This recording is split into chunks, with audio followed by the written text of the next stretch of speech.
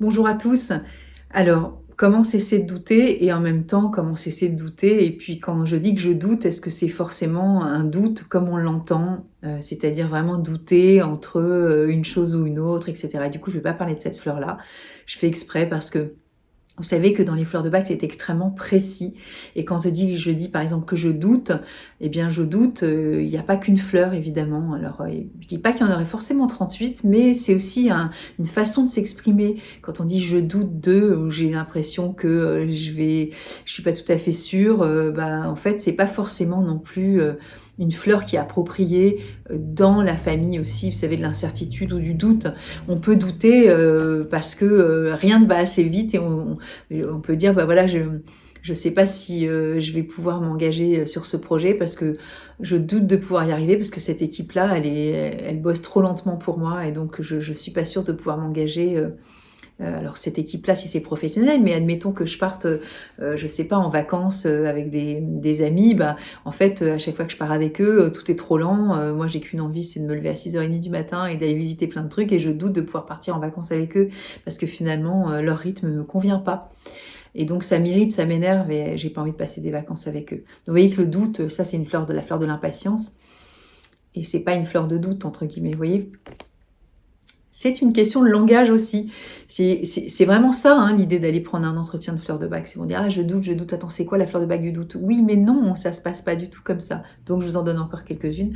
On peut douter aussi de se dire: «Bah tiens, je doute de, voilà, de pouvoir avoir de l'énergie pour, me mettre à, bah, rechercher, je sais pas moi, un job parce que, rien qu'à l'idée d'aller éplucher, les annonces, d'ouvrir mon ordinateur, d'attendre que le truc, machin, que et cetera et d'aller prendre rendez-vous et cetera, rien qu'à l'idée de faire tout ça, j'ai trop la flemme. Bon, vous voyez, on peut être dans le doute de la flemme et de manque d'énergie à l'idée de se mettre à voilà, à se bouger les plumes aussi pour pouvoir y aller, en fait. Donc on peut douter parce que, c'est parce qu'on se sent pas assez motivé, parce qu'on sait que, c'est admettons, ça va être l'été et que je cherche un job juste pour, l'été alors que j'ai qu'une envie, c'est d'aller, voilà, voir mes potes et de me dire: j'ai rien qu'à l'idée de faire ces démarches, franchement, je préfère aller, vers 18h retrouver mes potes qui sortent du boulot et voilà, je verrai ça plus tard, hein, il n'y a pas d'urgence, voilà. Hein, c'est pour septembre, donc on verra plus tard. Donc ça, c'est hornbin. On peut douter aussi de se sentir en capacité de faire des choses parce qu'on est complètement à côté de nos chaussures en ce moment et qu'on est vraiment plus dans une forme de, euh, voilà, de joie à envisager ce qui peut se passer à l'avenir, hein, dans un projet. Ça peut être, voilà, ça peut être une grossesse, ça peut être un déménagement, ça peut être une rencontre aussi avec quelqu'un qui va nous laisser dans cette notion aussi d'envisager un avenir qui va être heureux, joyeux, et donc on a tendance à s'échapper aussi de la réalité, de se dire je doute de pouvoir m'investir en ce moment par exemple dans, je sais pas, dans une nouvelle formation, parce que j'ai la tête ailleurs en fait. J'ai la tête ailleurs parce que j'ai rencontré quelqu'un, j'ai la tête ailleurs parce que je suis complètement à côté de mes chaussures, parce que je suis enceinte et pour l'instant, suivre la nouvelle formation, je m'étais engagée, mais finalement, je suis plus à ce futur aussi avec ce bébé, et c'est moi qui vont venir, etc. à ses côtés.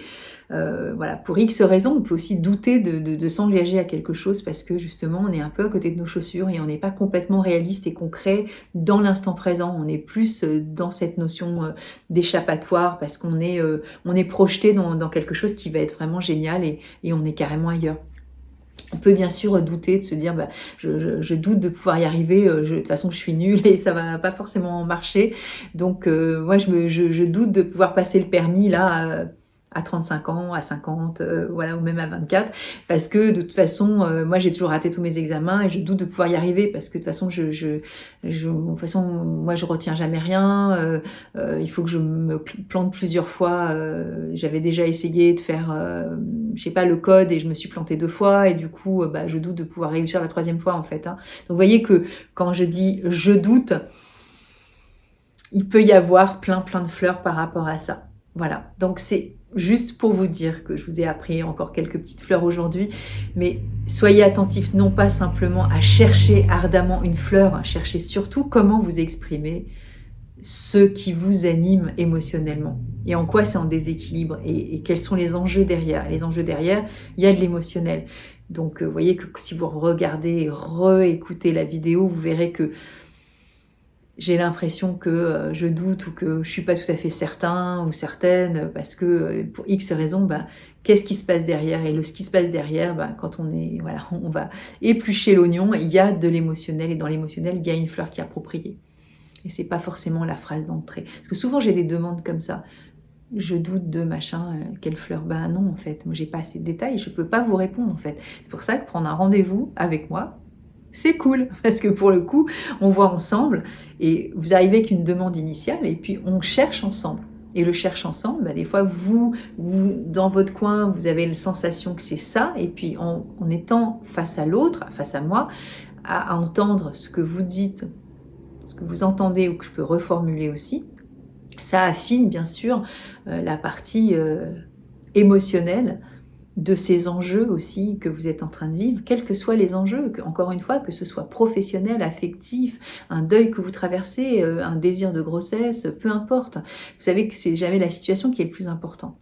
Je dis peu importe et la situation c'est pas important. Évidemment, puisque c'est vous qui êtes en train de vivre cette situation, donc elle est extrêmement importante. Mais c'est pas la situation qui va déterminer la fleur.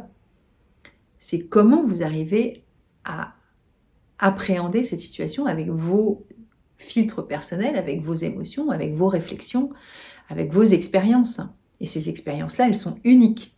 Et moi, je ne sais absolument pas pour vous au préalable. Il n'y a pas, j'ai pas de boule de cristal en me disant, bah, celle-ci, elle va forcément prendre ça. J'en sais rien. Je découvre avec vous. Et c'est en vous écoutant et en discutant ensemble qu'on arrive ensemble à établir les fleurs qui vous conviennent au moment évidemment de cette bulle qui nous est accordée ensemble pour pouvoir justement chercher.